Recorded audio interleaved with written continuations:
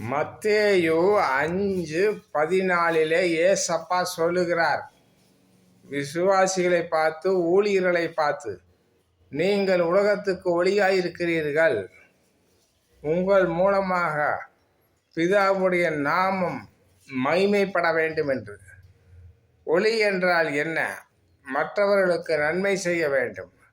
அக்கம் பக்கம் சண்டை இல்லாமல், சத்துருவாக நினைக்காமல், தீமை செய்கிறவர்களுக்கு நன்மை செய்ய வேண்டும்.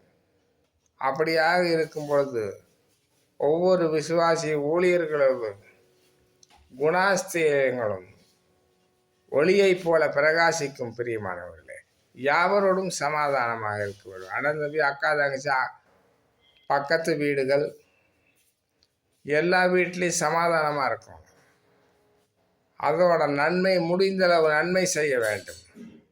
தீமை செய்யக்கூடாது, தீமை நினைக்கவே கூடாது. அப்படியாக ஏசப்பா இருக்கணும் என்று சொல்லுகிறார்.